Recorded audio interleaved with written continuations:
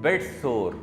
Bed सोर एक ऐसी स्थिति है शरीर की, स्किन की, त्वचा की, जो ऑलरेडी परेशान मरीज को और परेशान कर देते हैं। उसको पहले से कोई बीमारी है, लेकिन उस बीमारी कारण जब वह मूवमेंट नहीं कर पाता है, उसके बॉडी के एक पार्ट पे लगातार प्रेशर पड़ता है, तो उसको बेड सोर हो जाता है और जो गैंग्रीन तक में रिजल्ट करता है। आज हम साथियों बताएंगे बेड सोर को कंट्रोल, मैनेज, क्योर करने की कुछ संभावित होम्योपैथिक दवाएं। मैं जब तक हूँ या जब नहीं हूँ, पर हमेशा आपके साथ हूँ, कभी भी कहीं भी। मैंने होम्योपैथी से आज तक जो भी ज्ञान अर्जन किया है, वह समाज के अंतिम पंक्ति में खड़े अंतिम व्यक्ति तक सरल सुलभ समाधान के रूप में पहुँचे, यह मेरा दृढ़ निश्चय है। मैं इस कार्य को सफल स्वरूप देने में लगा हूँ। समाज के उत्थान के इस कार्य में मैं आपकी भी सक्रिय सहभागिता की अपेक्षा करता हूँ।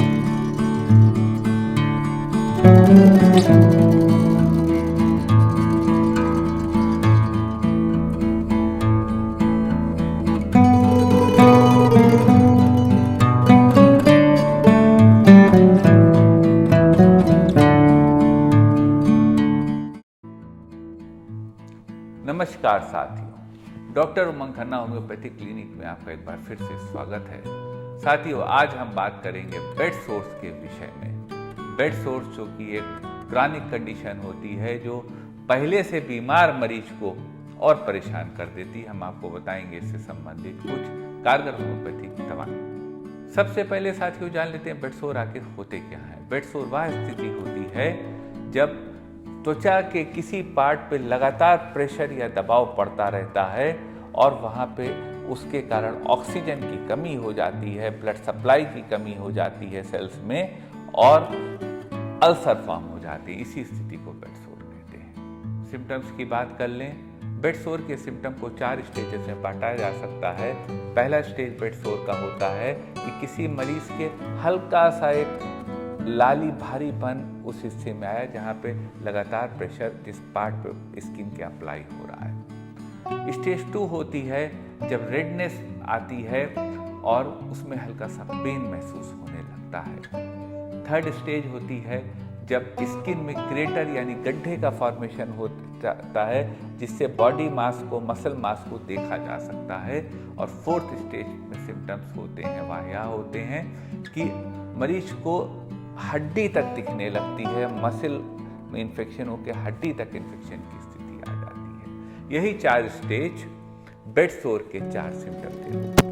टिश्यू के हिस्से पे, बॉडी के हिस्से पे, स्पेशली जो बोन्स होती हैं उसके जो एंड्स होते हैं, वहाँ पर जो टिश्यू होता है उस पर लगातार प्रेशर पड़ता है जब पेशेंट का मूवमेंट नहीं होता है।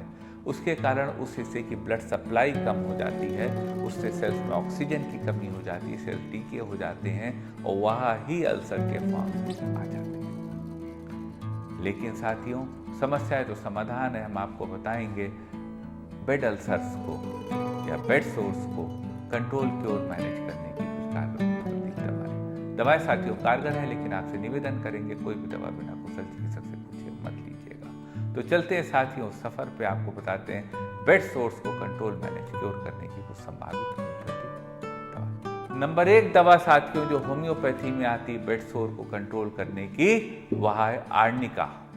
आर्निका उस स्थिति में पेशेंट को दी जा सकती है जब उनके लगातार प्रेशर पड़ रहा हो एक पॉइंट पे और वहाँ पे लाली आ गई हो, सूजन आ गई हो। जब यह स्थिति हो तो आर्निका इस स्थिति में पेशेंट के लिए ड्रग ऑफ द चॉइस होती है। एक स्थिति होती है साथियों, किसी को बेड अल्सर हो रहा हो, बेड सोर हो रहा हो और उसमें बहुत जलन हो रही हो, बर्निंग एंड स्टिंगिंग पेन हो रहा हो। अगर यह स्थिति हो तो ऐसी स्थिति को मैनेज करने की दवा है एपिस मेलिफिका।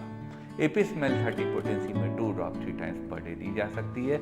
यदि पेशेंट को प्यास न लगती हो, पेशेंट को जलन होती हो बेड अल्सर में और स्टिंगिंग टाइप पेन हो, एपिस ऐसी स्थिति की क्योर करने की बहुत अच्छी दवा है। एक स्थिति आती है कि किसी को, पेशेंट को बेड अल्सर हो और उनके वहाँ पे नीलापन आ गया हो और सुनपन आ गया हो। अगर यह स्थिति हो और एक गैंग्रीन बनने की स्थिति देख रही हो, नीला कालेपन की तरफ बढ़ रहा हो अफेक्टेड एरिया, तो उसको रोकने और वहीं पे बेड अल्सर को सही करने की बहुत अच्छी दवा है कार्बो वेजिटेबलिस। पेशेंट कार्बो वेज 30 पोटेंसी में 2 ड्रॉप 3 टाइम्स पर डे ले सकते हैं। यह दवा ऐसे पेशेंट्स को लाभ देगी। एक स्थिति साथियों बेड सोर्स में आती है और वह होती है पस का फॉर्मेशन। यदि बेड सोर है उसमें पस का फॉर्मेशन शुरू हो गया है तो उसको भी मैनेज करने की होम्योपैथी में दो बहुत अच्छी दवा है। पहली दवा है साइलिसिया और दूसरी दवा है हिपरसल्फर। साइलिसिया 30 पोटेंसी में 2 ड्रॉप 3 टाइम्स पर डे दी जा सकती है जब पेशेंट को बेड अल्सर हो और उनसे पस का डिस्चार्ज हो रहा हो। यह दवा उनको मदद करेगी।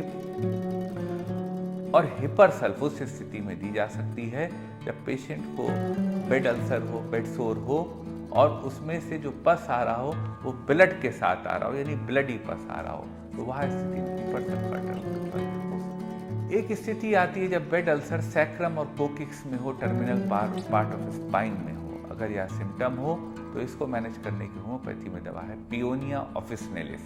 पियोनिया 30 पोटेंसी में 2 ड्रॉप 3 टाइम्स पर डे दी जा सकती है। यह दवा ऐसे पेशेंट्स को हेल्प करती है जिनको कि बेड अल्सर हुआ है, बेड सोर हुआ है। एक स्थिति आती है साथियों, किसी पेशेंट को बेड अल्सर हुआ हो, बेड सोर हुआ हो और सेप्टिसीमिया, सेप्सिस उनके पूरे शरीर में फैल रहा हो, टाइफाइड फीवर हुआ हो और उन्हें बुखार आ रहा हो। अगर यह सिम्टम्स हो तो उस स्थिति को मैनेज करने की होम्योपैथी में बहुत अच्छी दवा है पायरोजेनम।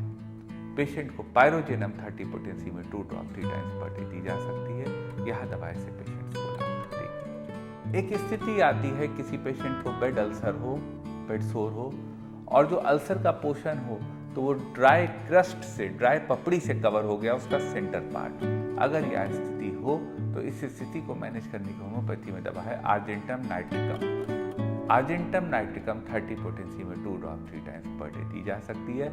या उन क्रस्ट को भी खत्म करेगी, बेड अल्सर को भी ठीक। एक स्थिति आती है जो अक्सर होती है कि जो बेड सोर्स होते हैं वह गैंग्रीन की तरफ बढ़ने लगते हैं, गैंग्रीनस होने लगते हैं। अगर यह स्थिति हो तो इस स्थिति को भी ठीक करने की होम्योपैथी में बहुत अच्छी दवा है और दवा का नाम है सल्फर। पेशेंट को सल्फर 1 mg की 3 खुराक 55 मिनट के फासले पर वीकली दी जा सकती हैं। इस दवा से पेशेंट को लाभ होगा। यह साथियों को दवाएं थी बेड अल्सर की, बेड सोर की। दवाएं साथियों कारगर हैं, लेकिन मैं आपसे रिक्वेस्ट करूंगा कि कोई भी दवा बिना कुशल चिकित्सक से पूछे मत लीजिएगा। वीडियो साथियों कैसा लगा अपनी राय इस विषय में लिखिएगा और मन में कोई क्वेरी हो तो व्हाट्सएप करिए। हमारे व्हाट्सएप नंबर पे प्रयास करेंगे आपको जवाब देने। निवेदन करेंगे साथियों वीडियो को अपने जानने वालों में, मानने वालों में, समाज में शेयर करें। शायद यह वीडियो जरूरतमंद व्यक्ति तक पहुंचे जिसकी वास्तव में उसको जरूरत है। आपका साथियों इतनी देर हमारे साथ रहने के लिए बहुत बहुत धन्यवाद, बहुत बहुत धन्यवाद।